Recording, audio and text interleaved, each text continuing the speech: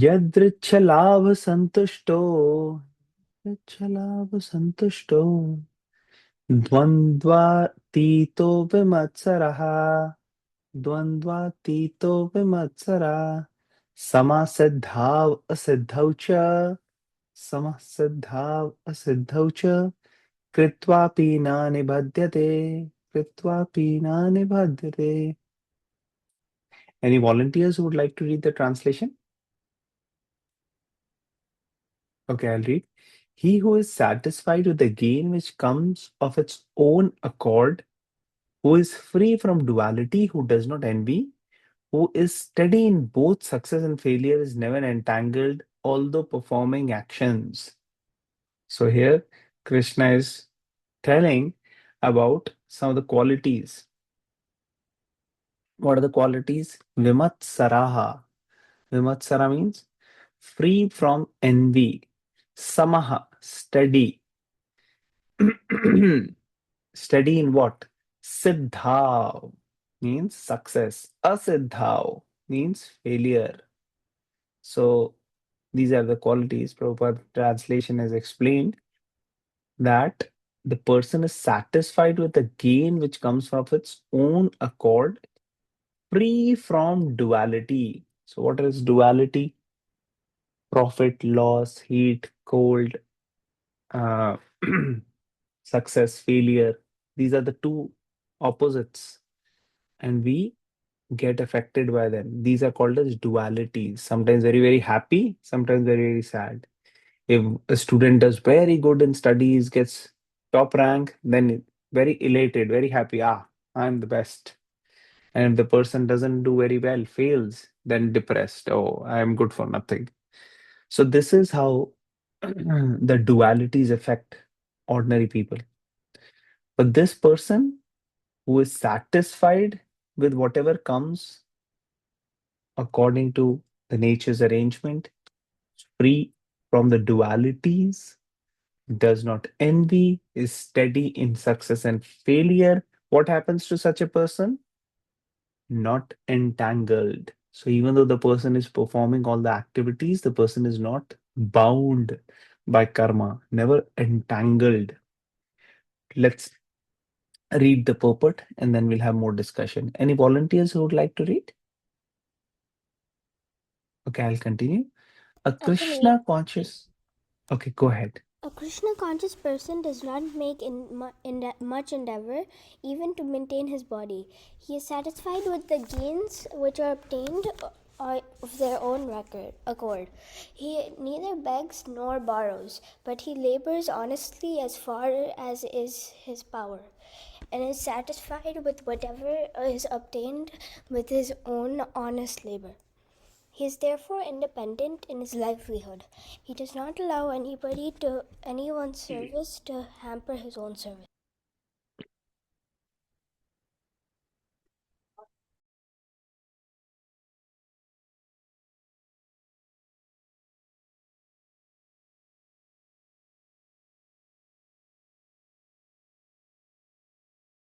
We can't hear. He does not allow anyone's service to hamper his own service in Krishna consciousness.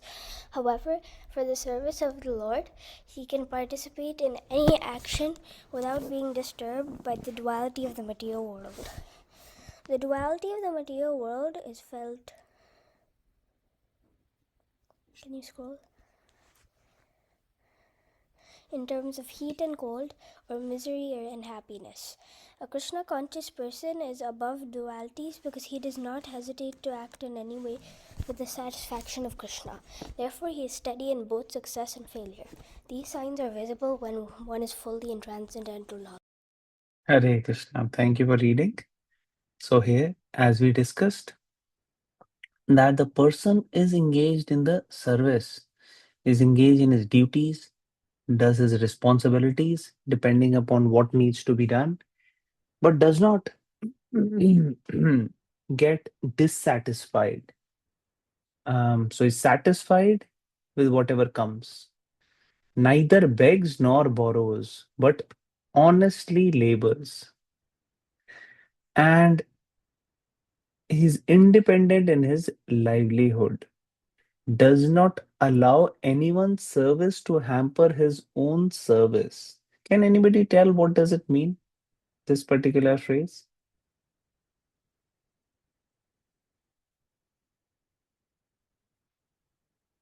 What does it mean? Like he doesn't let anybody distract him. Okay, all right. Anybody else? He does not want anybody's help in service, in service of God. Okay, okay. Anybody else? I think what he's saying is the way he perceives his services to Krishna consciousness, he does not allow anyone else's service to hamper his own. So he has his detached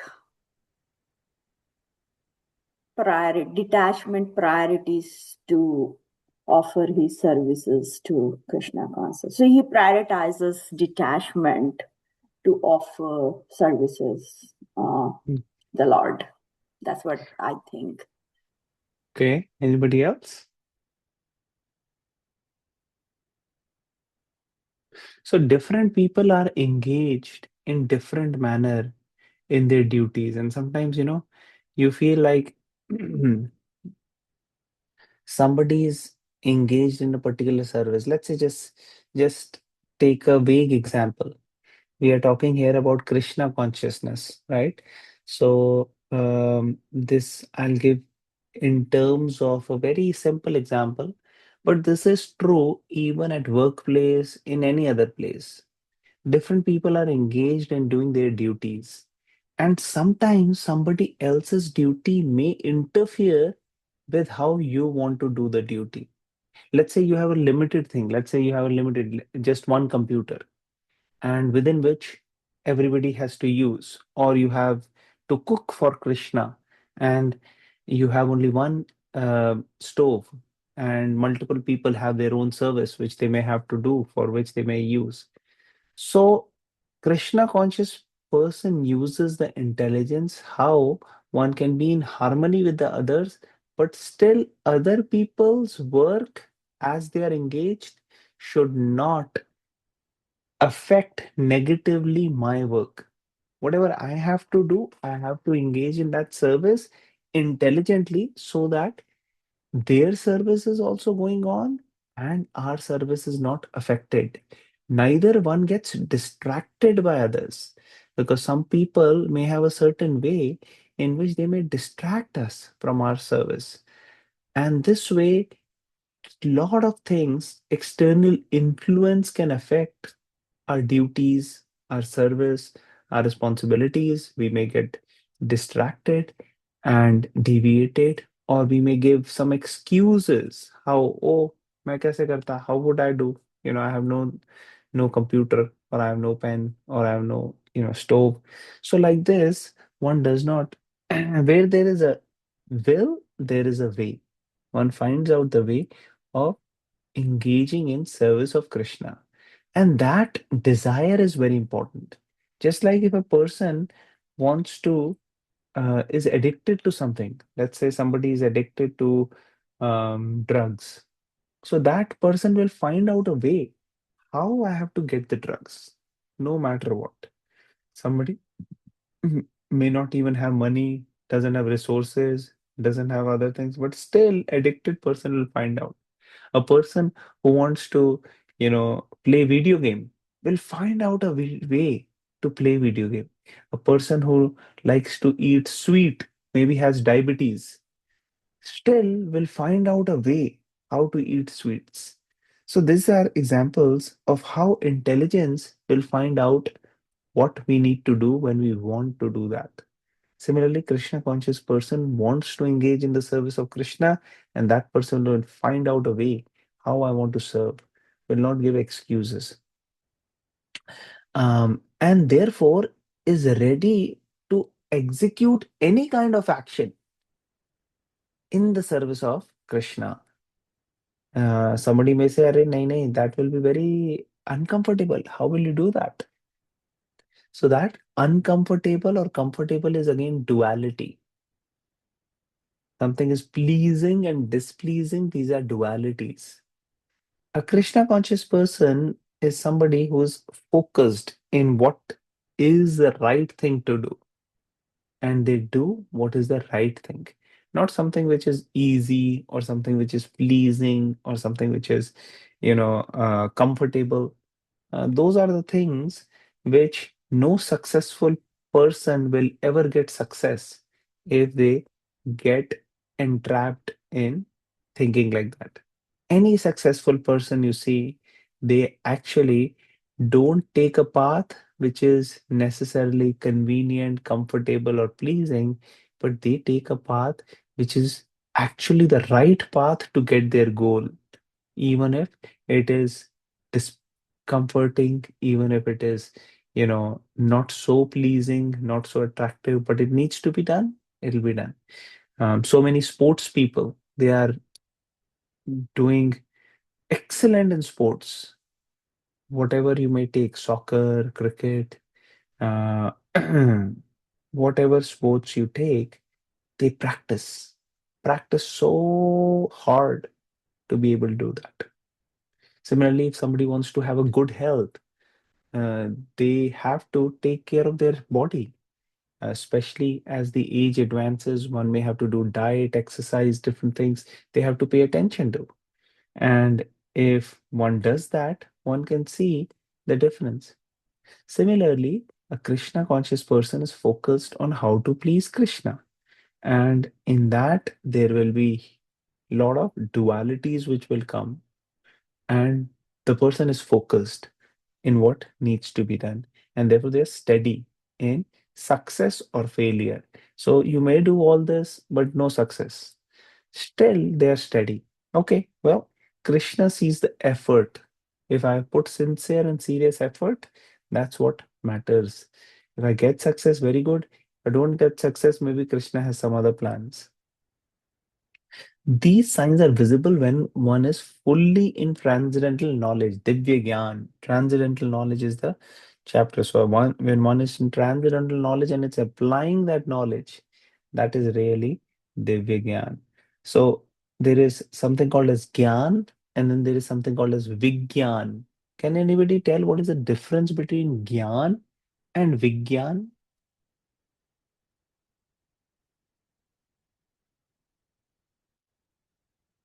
In Sanskrit, these words are there, Gyan and Vigyan. So Gyan means, Knowledge and Vigyan is the someone who's knowledgeable. Vigyan. okay, okay. Anybody else?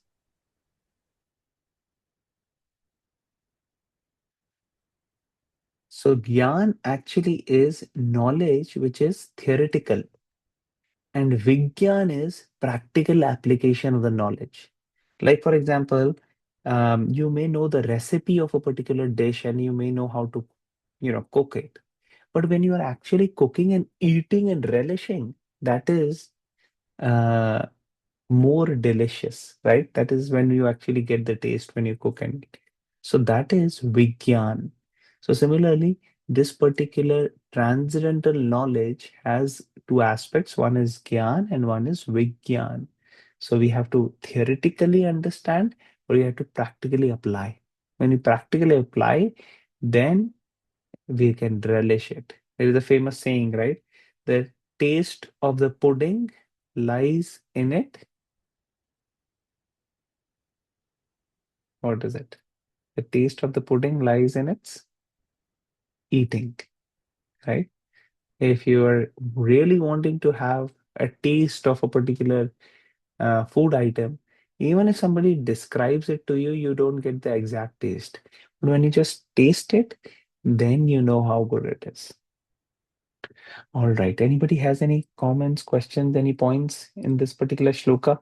So, Prabhuji, what is the word called Vigyani? Is like somebody who's knowledgeable person or something, or is something So that different? person is applying the knowledge. If it is jnani or vigyani. Jnani means who has theoretical knowledge, but Vijnani will be the person who is actually having the practical realization of the knowledge. Okay. Thanks. Thank you. Okay. All right. So let's see from 22nd shloka. We already recited the shloka. We did the translation. Can somebody read this translation for me? Any volunteers? He who is satisfied with the gain which comes of its own accord, who is free from duality and does not envy, who is steady in both success and failure, is never entangled, although for performing actions. Yes. So here we see the mention is. So let's read this slide, then we'll discuss. Anybody would like to volunteer to read this slide? मैं पढ़ता हूँ गुरु. हाँ पढ़ी. The architecture of a liberated mind. Yadricha labha santushto. Satisfied with providence, they execute their duty diligently, but accept the final results as Lord's mercy. Dvandva tito. Free from duality. A stone-like neutrality to material fluctuations, balanced by deep reciprocity in spiritual love. Vimatsaraha. Free from envy. Knowing the Supreme Lord is the ultimate provider cures the heart of competitive envy, the supreme satisfaction of Sudama. Despite extreme poverty, Sudama never envied the wealthy nor abandoned his Brahminical duties. Satisfied with whatever came of its own accord, his actions were free of selfish motivation, akarma. His humble offering of chipped rice yielded ultimate spiritual and material perfection. Hare Krishna. Thank you so much. So यहाँ पे we can see that the example of Sudama is given, that he was, and many of the Brahmins, so many other examples are there who are having this mood. What mood is there? That they are satisfied with how things are coming of their own accord, right? And they are using in the service of the Lord whatever comes. So I had asked this question the other day. They are great, big people like Yudhishthir Maharaj, like uh, Parikshit Maharaj, Arjun, and so many others, Bharat Maharaj. They live in palaces. They have so many ornaments of gold. They have palaces which are made of gold. And here they are saying that one is satisfied with whatever comes, and seems like, basically not having so much wealth. So how is this that these kings and rulers, they had so much wealth? Were they not devotees? So how will you answer that? What do you think? So Damo is an easy example to understand. Okay, he was simple. But then what about Krishna? Or what about Yudhishthir? Or what about, Parikshit Maharaj? What about Lord Ram? What about all these kings? Anyone?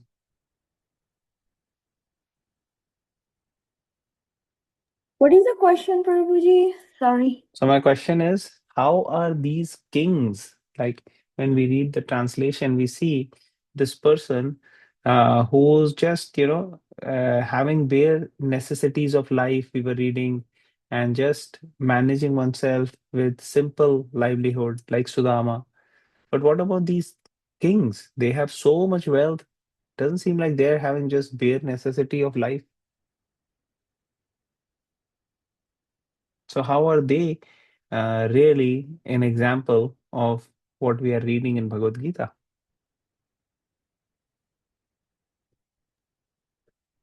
They surrendered their wealth in the name of Krishna.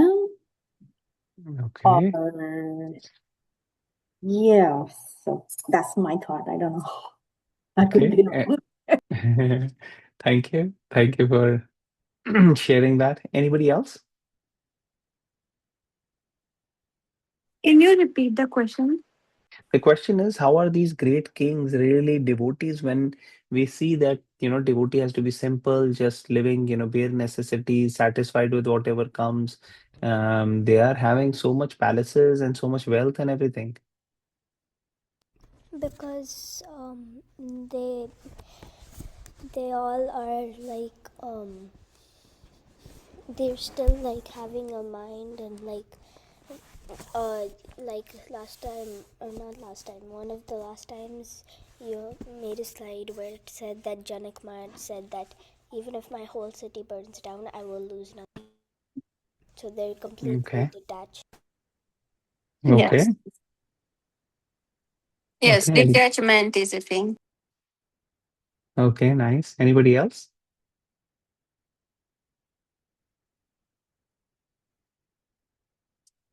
Okay. Yes. So all of you are on the right track. So when these kings are having all these resources, they're basically seeing all of this belonging to Krishna. Real detachment is not that these things are not mine. Real detachment is when we understand whose are they. They belong to Krishna. So when all these resources are understood to be Krishna's, when somebody says your house, you say my house. This is Krishna's house actually. This is Krishna's property. Everything is Krishna's. So who am I? I am the caretaker. These resources, these are given right now under my care so that I be the caretaker of this. So caretaker has to use the particular things for whoever they belong to. So you may have house, you may have resources, you may have family members, you may have children, you may have your body, you may have your, health, which is, you're able to walk, do things, speak. All of this is actually Krishna's. And when you understand this and use it in Krishna's service, that is the perfection. So that is what these kings, these great personalities are doing. That's why they're called as Raj Rishis, because they are actually like rishis. Rishis live in forest without any resources, nothing. And Raj Rishis live in palaces, but in the same mood as Rishis. Nothing belongs to me, everything belongs to Krishna. I'm the caretaker. I've been given these resources, these facilities to use it in Krishna's service according to the dharma, according to the scriptures. So in Isha Vasyam, in Isopnishad, there is a shlok, Isha Vasyam idam sarvam यत् किंचित जगत्याम जगत तेन त्यक्तेन भुंजिता मागव कश्चित सिद्धनम. What does it mean? That everything belongs to the Lord. And we being part and parcels of the Lord, we are actually assigned some resources. But we should only take what is my quota. And when I use my quota, then that is appropriate. Here, the consciousness, internal consciousness is mentioned. The person is satisfied doing their duties. Yadricha lava santushto, dvandva tito, free from dualities and free from envy. Envy means you see somebody else and you think, Arey, I should have better than that. Why is that person having like this? That's envy. In fact, envy is even more bigger hatred, like Duryodhan had. Duryodhan wanted to not just take what Pandavas had, but he wanted Pandavas to get nothing. So this was extreme form of envy. Here, of course, the example of Sudama Brahman is given that how he was extremely advanced in devotional life and he was basically engaging in a karma. He was not envious from anybody. He had nothing, but he was not, you know, uh, envious of others. Generally, when people have less and somebody has more, they get envious. That, oh, I should have better. Oh, he has such a car. I should also have. Oh, she has such a house. I should also have better house. That is envy. That is how conditioned living entities, their nature keeps them trapped in the bondage because of all this greed, envy, pride, illusion. Okay. Anybody else wants to share anything? Okay, we'll go to the next shloka then. 23rd. Prabhu ji Yes, N V और Prabhu. Jealousy में क्या फर्क क्यों समझेंगे हम? N V और jealousy में difference? Envy is the Prabhu, nice question. So envy is the extreme form of jealousy. Jealousy may be like, oh, I should have better than that person. But Duryodhan was not just like that. Duryodhan wanted to take everything from Pandavas, and Pandavas had to suffer, have nothing. So that's like extreme form. Even extreme form of envy, you can say. So some people may think, Arey, that person has a better car, let me just break their car, right? Not just I should have better, but they should have very, very bad. So that is envy. Does it make sense, bro? Bro, Prabhu, does it answer? I have a question. Yeah, I'm just making sure he got Sure. the answer for the last question, but I Sure. don't see. I think he got dropped off. Maybe he got dropped off. Yes, Mats, you go ahead. So, in regards to the previous sloka, and the sentence that we focused on, which was like the service Yes, statement. So it says that you just find out your way to do things and don't be envious of what one is doing or not. Should others' actions should not interfere with your should not will, hamper. interfere or hamper with your will to do what positives you want to do, right? If I Yes, yes. summarize Hmm. that. Um, so, I mean, of course, you should not be envying because you should not be envious because that is extreme form, like you said. It's cruelty, it's harmful, negativity. But let's say, like you gave the example, if there is a limited resource and you cannot progress with the work that you want to do, and you see that all the resources are unequally distributed and somebody is prospering, so should you definitely use your intelligence and find out ways to do your thing that you have set your mind in.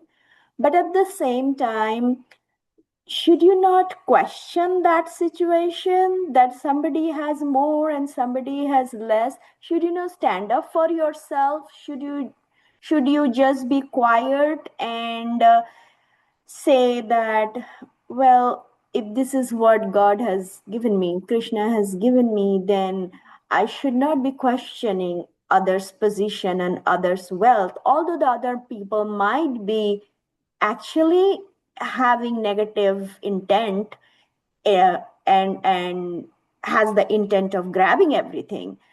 So how does that synchronize with the overall thought of Gita, where Pandavas finally fought for their right, for their justice, although they were hesitant to do so? So I'm just trying to understand what should Yeah, we do in our real life and how it syncs with the bigger message of Gita versus this particular statement. Am I making yes. sense? Yes, Am I? absolutely. Yeah, Yeah. okay. And I think the answer is more specific to different scenarios. And it's good that you brought up Mahabharat because we can learn from that a lot. So Pandavas, what about Pandavas? Did they not got up for their right and everything? Yes, they did. But they tried everything else before that. So the Pandavas were happy to live in the forest when Kunti Maharani and the Pandavas were sent to Varnavrat and Duryodhan tried to burn them. They figured out, okay, this is how they want to treat it. Okay, we don't want to go back to the palace. Let them keep the palace. We will stay, away. So they were detached. But Krishna wanted the best person to rule the kingdom. Krishna wanted the Pandavas to be acknowledged, to be glorified. And Krishna arranged things in such a way that again they got the kingdom and they were made kings. So, what should we do in our life? We should do both. We should stand up for ourself also, but remain satisfied also. Satisfied doesn't mean that you don't take steps for what is the right thing to be done. Satisfied is the internal consciousness. If you're satisfied and still you are actively striving for doing the right thing, that is very difficult for normal people to understand. They feel you have to be dissatisfied for doing these things. But that is conditioned stage. Spiritually advanced stage is when you are actually satisfied, but you are still striving to do the right thing, and you are satisfied internally, but you're not satisfied with your actions. You continue to do your actions and you do what is the right thing to do. So Pandavas, like for example, Arjun, Bhima, they had all got trained by Dronacharya. And what did they do? It's not that after the Dronacharya training, Arjuna said, "Okay, now I know I'm the best," and he relaxed like this. No, Arjuna kept learning. Arjuna went to the heaven. He learned from there. He meditated on Lord Shiva. He prayed to Lord Shiva and learned the astras from Lord Shiva and got those astras as well. So Arjuna never stopped learning, even though when they were actually um attacked during the gambling match in so many different ways, he displayed tolerance. Whether it was right or not is matter of discussion and understanding what the time, place, and circumstance was. But the point was that they were displaying extreme form of tolerance. But at the same time, they were striving to do their duties, responsibilities, and when the time came, they actually stood up and they did what the right thing was. So we can see that different scenarios may need different tools in our armor. So we have to take out the right tools at the right time. And how do we do that? We actually need spiritual intelligence. So we pray, meditate, and let's say if there are certain things, certain people, or certain beings who are being a barrier or hampering our service, a devotee actually pray for them, doesn't curse them. Ordinary people curse, but devotee, he prays, he or she prays. But at the same time, finds out a way to avoid that barrier or hampering to make sure that their service is executed, no matter what. Even if they are limited resources, whatever simple, offering they can arrange, they arrange and they make the best use of the bad bargain. Does it answer your question, Madhavan? Yes, yes, Prabhuji, it does. Thank you. Thank you. Thank you very much. Nice question. Okay, we'll go to next shloka, 23rd. Gata sangasya muktasya. Gata sangasya muktasya. Jnanavastita chetasa. Vastita Jnanavastita chetasa Yagyayachartah karma. yajnaya charata karma Samagram pravaliyate. samagram Samagram pravaliyate. praviliyate. Any volunteers who would like to read the translation, Papa? Yes, I can read. Go ahead. Please go ahead.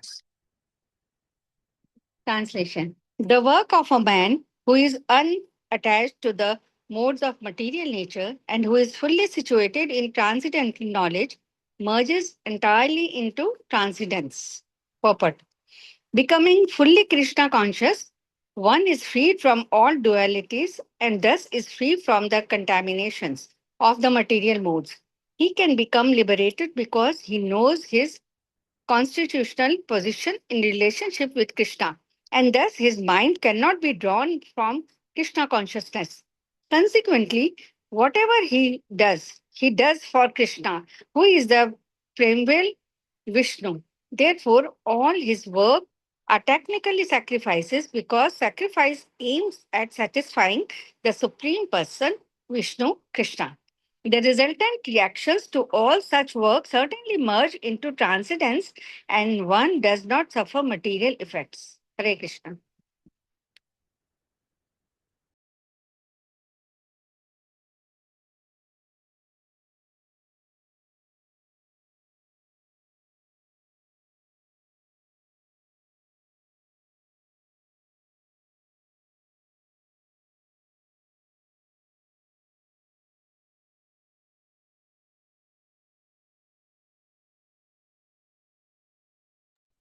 Prabhuji, you're mute. Oh, sorry about that. Thank you. Thank you for pointing that out. So I was speaking without realizing that I'm mute. So here the important shloka, the important word is yagya charat karma. So yagya charat. Yagya means that action which is done for the satisfaction of Lord. That kind of work. So how is that work to be done? Unattached to the modes of material nature. So we may have certain modes of material nature which decides our likes and dislikes. And when we still do what is needed to be done, that brings detachment. That means we are unattached to the way the modes are pushing or pulling us. Prabhupada and the purport is explaining that such a person is freed from the dualities, free from contaminations of the mode, and therefore can become liberated. Liberation means coming out of the bondage of birth, of the cycle of birth and death, coming out of the bondage of karma, and actually how that happens when one is in the constitutional position. What is our constitutional position? That is called as Swarupa. What is our real Swarupa? Shastra says Jivera. Jivera means Jiva, souls, Swarup. Jivera Swarup hai Krishnera Nitya Das. That the constitutional position of all living entities is that we are servants of Krishna. So if we are servant of Krishna and we are serving Krishna, and if we are engaged in that consciousness without really getting distracted to anything else, then that is our constitutional position. When we come to that, then we don't want to go anywhere. And at that consciousness, one is totally in service of Vishnu or Krishna.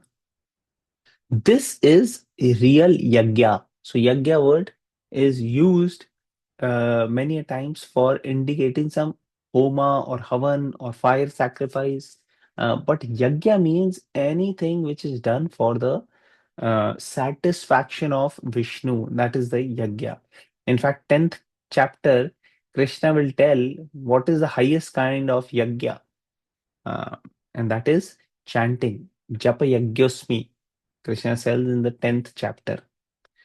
Um, so here it is mentioned the reaction to all work is actually nullified when one does not suffer any material effects. So this is the consciousness of one who is having supreme, who's advanced spiritually and who is engaged in the service of the supreme. So let's read this translation again. Any volunteer who would like to read? I can read, Prabhuji. Please. The work of a man who is unattached to the modes of material nature and who is fully situated in transcendental knowledge merges entirely into transcendence. Hare Krishna. Thank you. Can you read this slide as well? Sure. Acting as an integrated part of the Supreme, the machine part. To be unattached, Gata Sangyasya, does not mean physical inaction. A gear acting independently breaks. Acting as an integrated, cooperative part of the Supreme fulfills the living entity's true purpose. Transformational knowledge, the machine. To be unattached, Gata Sangyasya, does not mean physical inaction. A, it's the same thing. It's the same thing. I think it Yeah. got Hanuman's got printed divine twice. duty. Hanuman fought a massive war and engaged in fierce physical action, yet acting purely for the pleasure of Lord Rama with zero personal agenda, his intense actions merged entirely into transcendence. It was not binding karma, but liberating bhakti. Hare Krishna. So entirely merging into transcendence means it became divine, it became spiritual. So whatever activity one performs as a service to the Lord, that activity becomes spiritual. In subsequent shlokas, different aspects Krishna will tell how um, he will compare it to yagyas and explain how different activities for different people doing different things can also be yagya. How they are considered yagya, Krishna will explain that. The example of machine is again given here that a small part, maybe a screw or a gear, in the machine will work perfectly to execute big tasks. But if that same screw or gear or something is detached from the machine, it can't do big things. It is actually not very much useful or helpful. Similarly, when we are attached to the Supreme Lord Krishna, then we are able to do big things. But when we are detached and we are attached to material things, then we are almost not making the much use. It's useless. Perfect example is of Lord Hanuman. Hanuman did not consider whether it is comfortable for me to jump to Ayodhya or to jump to Lanka, or if is it comfortable to me in the middle of the war to go all the way to Himalaya and get the Sanjeevani booty. He did not consider whether these things are comforting him or not. He just considered one thing, that this needs to be done for the service of Ram, so I'll do it. That's it. So when we have this consciousness, this needs to be done for pleasing my Lord, for the service of my Lord. And when we execute it, whether it is pleasing to us or displeasing to us, then that is real service. Real service doesn't mean that it has to be difficult for us to do. Even simple things, even things which are pleasing to us, can be service, like kirtan or having prasad offered to Krishna, or discussing about Krishna. These things can be very pleasing actually, and they are great, greatest service. But then there could be other things which may not be as pleasing, like for example, getting up early in the morning or engaging in different, duties, responsibilities, going to people who may not be interested in Bhagavad Gita and sharing with them, depending upon what their inclination is, or engaging in services in the temple, building a temple of the Lord, arranging funds for that, serving the paraphernalia of the Lord. So all these things may not necessarily always be pleasing, but a devotee does it regardless. So this is how we can learn from the life of Lord Hanuman how to be engaged in the service of Lord Ram. Does it make sense?